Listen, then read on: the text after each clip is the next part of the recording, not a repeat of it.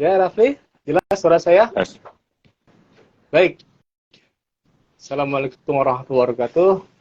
Wassalamualaikum. Selamat siang, Sobat Digital.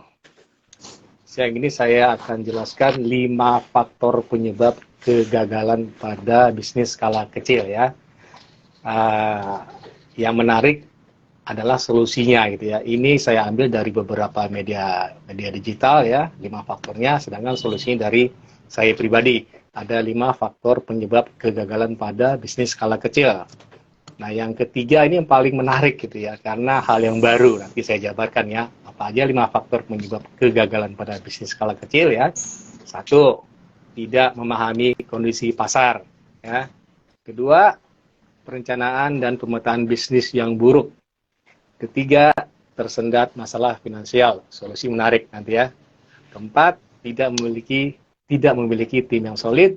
Dan terakhir, kelima, strategi pemasaran yang tidak efektif ya. Pertama, tidak memahami kondisi pasar ya, tentunya agak ribet ya pasar ya. Kita harus bisa memetakan dulu ya Raffi ya dan Sobat Digital. Tidak ujuk-ujuk langsung jualan. Solusi bagaimana? Solusinya menggunakan komunitas ya, komunitas atau bisa dibilang community marketing. Tujuannya apa? Community supaya kita bisa jadi diadvokasi ya, mouth to mouth, di-share oleh kawan kita yang di community itu di grup WA misalnya. Dari sana tercipta apa? Tercipta virality, viral. Dari viral tentunya kita menjadi authority, menjadi raja di bidang kita gitu ya. Tentunya menyasar dulu lokasi-lokasi yang sekitarnya dengan prinsip localization, local business, atau kalau dalam SEO local business optimization. Ya, kedua apa? Perencanaan dan pemetaan bisnis yang buruk ya. Solusinya mulai membuat 9 blok bisnis model pemenang gitu ya. Nanti saya utarakan cukup panjang. Ketiga, tersendat masalah finansial. Nah, ini paling menarik nih, tersendat masalah finansial. Caranya bagaimana? Apalagi yang skala kecil, skala mikro atau ultra mikro ya. Pasti nggak punya modal, sedangkan mau berbisnis ya Rafli ya. Beda dengan Rafli yang modalnya besar gitu ya, nggak masalah untuk berbisnis gitu ya.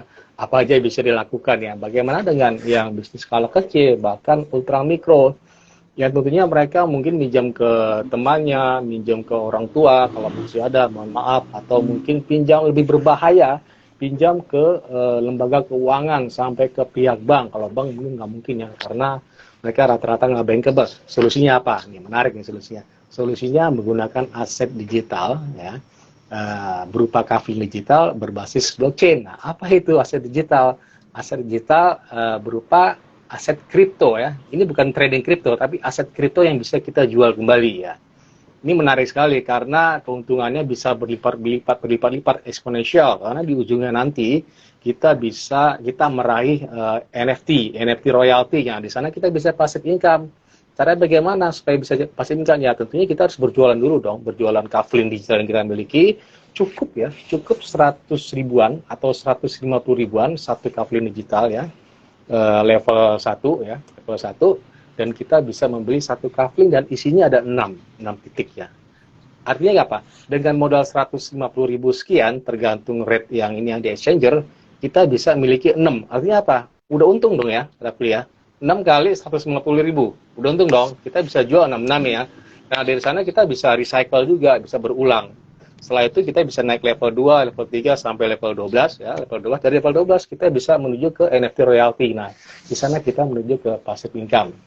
Murah ya, dengan modal 150 ribuan sekian, kita bisa mendapatkan keuntungan yang eksponensial. Mengapa eksponensial dibanding tabungan di bank, atau deposito, atau emas, apalagi obligasi, bahkan sampai ke saham, ke forex ya. Karena begini, karena aset kripto itu lagi hype ya, lagi ngetren gitu ya. Ini suatu komunitas ya, ini jadinya komunitas yang menjalankan blockchain yang di dalamnya ada aset kripto di sana, diolah di sana, dan mau mengikuti jejak saudara tuanya Bitcoin. Dulu Bitcoin di tahun 2009 harganya $0, sekarang berapa harganya? 300 juta sekian. Nah, ya syukur-syukur nanti ketika kita beli aset kripto ini berupa Forcecoin nanti bisa seperti Bitcoin, tapi butuh waktu gitu ya, butuh waktu. Tujuannya itu ya, komunitas tujuannya untuk supaya koinnya itu bisa seperti Bitcoin seperti sekarang ini ya. Jadi bisa sampai harganya 300 juta sekian. Itu solusinya. Solusi yang paling baik dibanding kita pinjam uang ke bank, pinjam ke saudara, ujung-ujungnya apa? Pinjam ke teman, terjadi perselisihan. Kalau kita ngemplang, kalau kita nggak bisa bayar karena tadi pemasarannya nggak bagus, yang ada untung ya. Dan ketiga, tidak memiliki tim yang solid, lagi-lagi mulai dari membuat 9 blok, kanvas, model bisnis pemenang. Nanti saya utarakan yang terakhir, strategi pemasaran yang tidak efektif.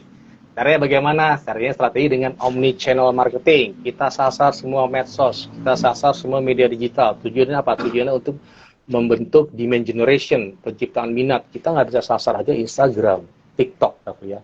Semua kita sasar. Caranya bagaimana? Caranya menggunakan repurpose. Repurpose artinya apa? Kontennya sama, cuman kita repurpose. Kita istilahnya kita edit-edit di YouTube begini, walaupun materi sama ya, di TikTok begini dan di Instagram Reels begini ya. Itu cara yang paling efektif. Kita menggunakan tentunya digitalisasi ya, kita langsung terjun digital ya. Tapi gini ya, sekarang zamannya paradoks ya. Jangan hanya digital, kita juga harus punya toko fisik. Ya bagaimana toko fisik? Saya nggak punya modal nih. Gampang caranya, kita setting Google My Business. Pakai alamat rumah, ya, warung atau toko kita, kios kita gunakan teras atau garasi, itu sudah menjadi toko fisik kita. Orang nggak peduli gitu ya. Yang penting, oh alamatnya ada ditemukan di Google Maps, ya, gitu ya Rafli ya. Artinya ada gitu ya. Itu sudah verify oleh Google. Kita punya toko fisik, iya. Karena alamat rumah kita boleh, alamat kontrakan boleh, nggak masalah. Alamat kos-kosan boleh juga, asalkan kalau pindah kontrakan, kos-kosan ya dirubah lagi. Caranya gampang, tinggal edit, kita geser gitu ya alamatnya, dan akhirnya terbentuk alamat baru.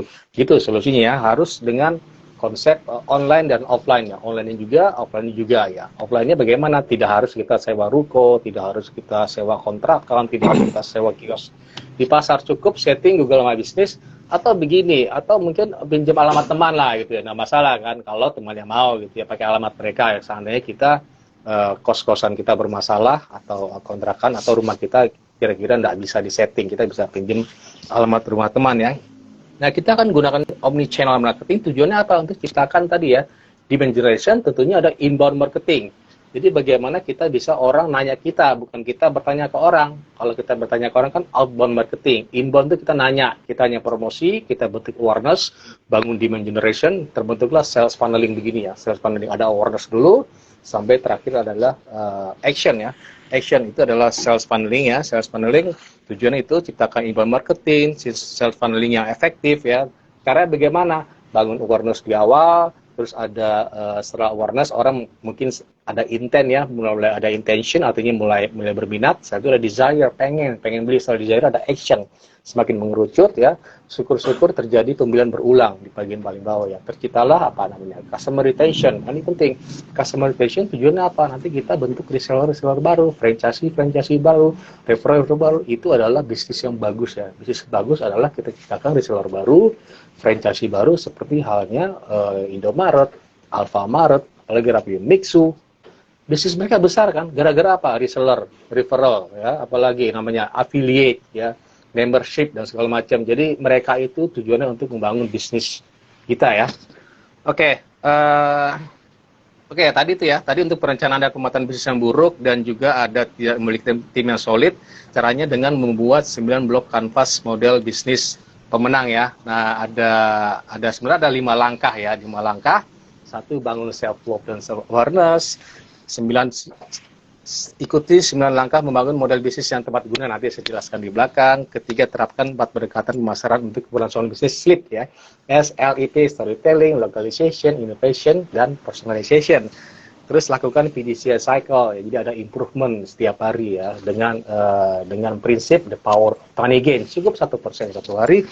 Terakhir, bangun virtuous cycle untuk competitive advantage ya, gitu ya. Nanti saya akan jabarkan 5 langkah ini di kesempatan lain ya Raffi ya, dan juga 9 langkah membangun model bisnis yang tepat guna. Oke, tapi saya pikir cukup sekian ya. Sampai ketemu di pertemuan selanjutnya minggu depan sekarang hari apa? Hari Rabu ya, mungkin hari Selasa atau Kamis ya.